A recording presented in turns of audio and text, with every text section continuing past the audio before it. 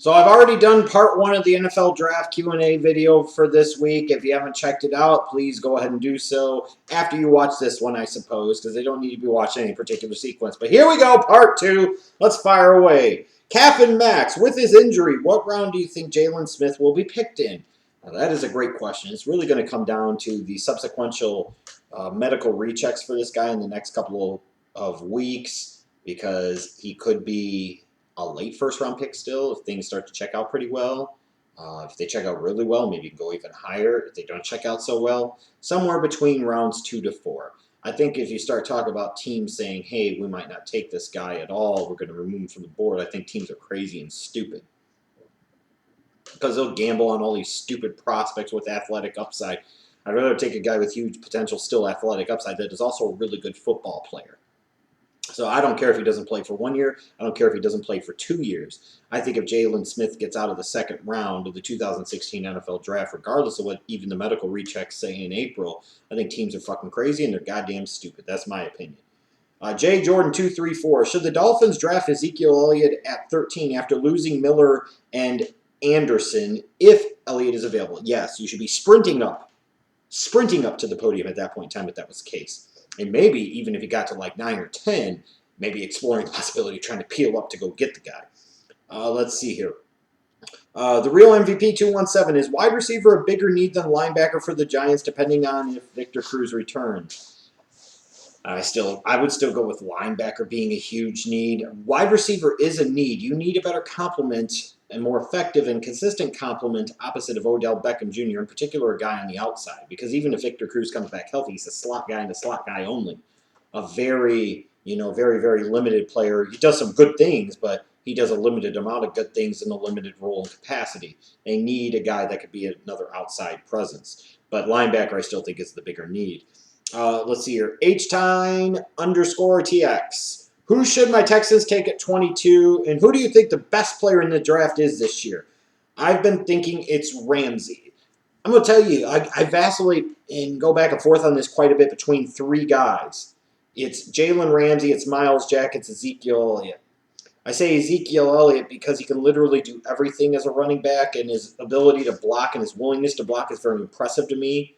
And I think this is a guy that could be one of the best all-around backs in all of the National Football League. So I value the running back position still, even if most of the NFL does not. I think he has a chance to be the best player out of this draft. But then I look at Jalen Ramsey, and I say with his abilities and all the things that he can do and his versatility, if you can get him comfortable in his role as free safety, my God, he is such a good football player. You put him at his natural free safety position, the guy could be dominant Hall of Fame. But then I look at Myles Jack, and I say he can do a lot of the same things that Jalen Ramsey can frankly do in coverage underneath, but he's better against the run and perhaps even more athletic and explosive, believe it or not. Definitely pound for pound. So I think there's a chance, especially if Myles Jack is playing in the middle of somebody's 4-3 defense, that he could be the best player out of this draft. I think when I look at it, those are the 3 guys that I always go back and forth between. I haven't made my ultimate determination yet, to be honest with you. Just an idea, sport. What do you think about Jakeem Grant, who ran a 4.12 and is just as quick as anybody? Is he underrated? I'll be honest, I plan on checking him out very soon and scouting him soon. I have not paid much attention to him, so I do not have an opinion at this point in time. But obviously, that type of speed is special speed, and it doesn't grow on trees. So you would hope the guy can do some decent things as a wide receiver because, my God, what an explosive big play vertical threat he could be, especially out of the slot. Mac Nuroff, what is the Raiders' biggest need in the draft after free agency? I won't go with a specific position. I will talk about an area of the team, and that is the middle of their defense. I look at defensive tackle, middle linebacker, and safety. People throw a corner in there too, and that's a huge need as well. But I think in particular they need to get better in the middle of their defense. Now, where they're going to be drafting it at 14, they could go corner, they could go inside linebacker, they could go defensive tackle. I would expect it to be defensive tackle or corner, but they need to address safety at some point in time, defensive tackle at some point in time. They need a more explosive, kind of athletic, one-gap penetrator there. They need a 3-down middle linebacker. They could use a playmaker at safety. That's why I've mocked Darian Thompson to him in the second round. Seems to make a lot of sense for me. Let's see here. Chairman 015. Which would be the best option for the Cowboys? Trade down to collect picks or stay the course and possibly draft a QB? I still wouldn't knock them for drafting a quarterback. I really wouldn't because, in my opinion, it's the number one team need that they have. However, it just doesn't look like that's going to be the reality of the situation. So if they could trade down in theory, do it. But I also don't know that that's the right maneuver in this case for the Cowboys because I think they're positioned pretty well in terms of where they're sitting at, especially the fourth pick of round one and the third pick of round two. They could get two immediate impact players, and they need guys that could be immediate impact players. And when you're talking about in this draft, like I said, there's 6 players that are cut above the rest of me, in my opinion. You start peeling back to 8, 9, 10, you're getting out of that special player range, and I don't think you should be doing that. So my advice to them would be to stay their asses put at pick 4, and if anything, perhaps even bump up back into the tail end portion of round 1 to get a guy like a Laquan Treadwell. Imagine how much better the Dallas Cowboys offense would look and how much more likely you would be to effectively protect Tony Romo at this stage of his career if in the first 2 picks that you had, you were able to get Ezekiel Elliott and Laquan Treadwell. If you're a Cowboys fan and you don't like that, I don't know what the fuck is wrong with you. Now, with that said, that doesn't mean that's what they have to do, and doesn't mean it would be the only possible combination. But I would advocate for the Cowboys peeling back up into round 1 and getting a second first-round pick in the lower end of the round. Let's see here. A Wrestling Walrus. Who's the worst prospect you've watched? So far, Scooby Wright, and it's not close. God, terrible. Chase Oliver, 68. Hey, Jeff. Remember in the 2014 draft when you graded Jason Verrett as a top 15 player and I doubted that he was any good and was upset about their selection, and then later on you told me how awesome he was and I went and watched him and then I realized how awesome he was and he's awesome now? You remember that? That was pretty cool, huh? Yes, it was, Chase Oliver. Number 2, if Randy Orton played football, what position would he play? That's a good question. Randy Orton, to me, if he were to play football, he would be like a 3-4 outside linebacker, I think. Yeah. Yeah, probably a 3-4 outside linebacker, and a dirty player at that. But what else do you have for me? Let's see here. Oh, after watching some tape, do you see Jake Coker as at least being a good game manager, maybe a starter at the NFL level? I haven't fully watched him enough to give that opinion as of yet. I think he's a draftable prospect based off of what I've seen, and I think he will get drafted. I think somebody will view him as having some game-managing starter potential, like you said. Let's see here. In the past, you said picking a tackle in the top 10 would be dumb, but are the Chargers and Titans different because they actually have franchise quarterbacks while the Chiefs and Jags in 2013 did? Yes, somewhat. It is different. Sometimes it is based off of the context of the situation. You are absolutely right. And when you look at that, and you say, hey, you got to protect Mariota. You got to protect Phillip Rivers. It's different. Especially for the Chargers at 3, if the Titans go Ramsey at 1, Tunsil's screaming at you. That's the only option you really have. And do you feel Dak Prescott, hurt his early day chances with his recent DUI arrest? I still don't know that he had early day chances, but if he did, he most certainly did, and it should have. Let's see here. SB Law 14. How early do you think a guard center could go this year? I think you could see one guard going round 1 and maybe a center go in the early portion of round 2. Maybe the guard would be Whitehair out of Kansas State or maybe Joe Thuney from NC State. I think in terms of the center, it would probably be Ryan Kelly from Alabama. I think that's when they will go. Let's see here. Bob Coulier, what do you think of 2017 prospect Baker Mayfield of Oklahoma? I think he's Mariota with a lesser arm. I haven't watched much Baker Mayfield. In general, I'm not a fan of Oklahoma quarterbacks because they tend to lack arm strength. They tend to be locked in on one primary target. They have no understanding of reading NFL defenses and going through progressions. Usually, I'm not a huge fan of this. Let's see here. McCracker Honky. Now, that is an awesome name.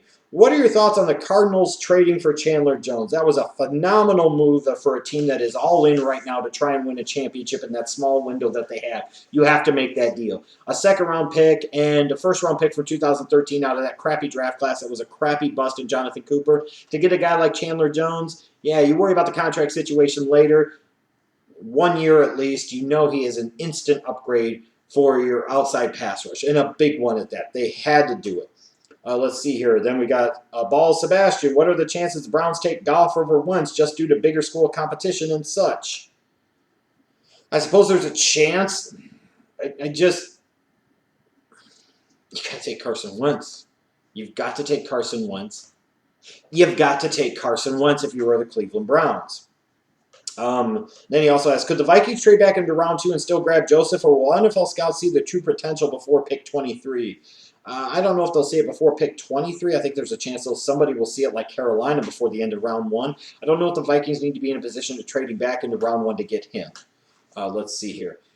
Duke THS, which team has the easiest NFL draft and which team has the hardest draft? In terms of the easiest draft, honestly, I will say the Cleveland Browns are one in theory, and here's why. Because of what they're looking at and what could be sitting there at each of, in particular, their first 3 picks. Number 2, they'll get the quarterback they want. Whatever quarterback they want, they should be able to get in theory, unless somebody peels up to number 1. I just don't see that happening yet. Some do, I do not, at least at this moment. Then in rounds 2 and 3, now that you've got your young franchise quarterback, you need to get some weapons around him. You need to give him some help. I know they lost Mitchell Schwartz in free agency because the team is stupid, but nonetheless, where they're sitting at in round 2, they could get a really good wide receiver, maybe somebody like Derrick Henry, or in round 3, they could get a pretty good running back or still a good wide receiver, maybe somebody like a Sterling Shepard, or maybe a Braxton Miller is there. I like where the Browns are sitting based off of the talent and what is going to be there at each of those first 3 picks. So for a team like them and for a team like the Dallas Cowboys, similar situation, where they could be looking running back and then wide receiver, or they get Miles Jack and then they get an offensive playmaker in round 2. I like the Cowboys position. It'd be really hard to screw it up for them as well. The Cleveland Browns will do their best, I'm sure, but you get Carson Wentz, you get a legit running back, and you get a wide receiver, man, you got to feel a lot better about that organization going forward. It's a start and a positive one at that. In terms of the hardest draft, maybe the 49ers, because they have so many needs in so many areas. And at 7, they're going to be sitting there trying to figure out whether they're going to take Jared Goff or not. But there's really not an offensive wide receiver that maybe is worth that 7th pick. I might make a little bit of an argument for Corey Coleman, but not a huge one at that moment for them. So they could have a tough go of it. I think so. Yeah, that's one that stands out to me. Let's see here. M. Biebermare. Hope I pronounced that right. Now that the Bears address some big needs in free agency, what do you think is their biggest need coming in the draft? I mean, now still until they get one, say a young franchise quarterback that can develop and take over for Cutler in a year or 2, that's still always going to be the number 1 need. But now you could look at a playmaker in the secondary and then a young, long-armed edge rusher like Leonard Floyd. That would be a huge need as well.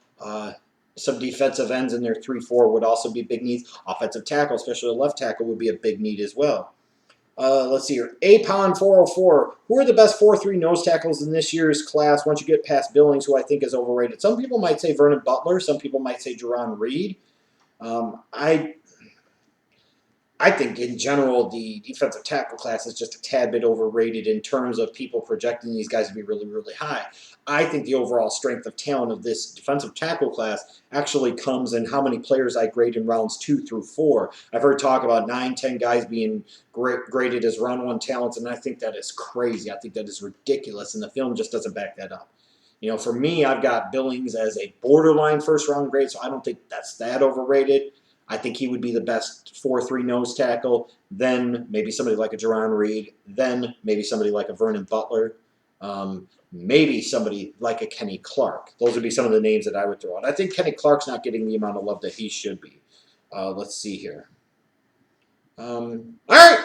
Well, I think that's it. Oh, no, one more. Philly NFL talk. Smart for a top 5 team to trade down to get later picks? Not in this draft. No, not in this draft. If you're in that top 6, I think you need to stay in that top 6 because there are 6 guys, again, that are cut above everybody else. You need to stay there.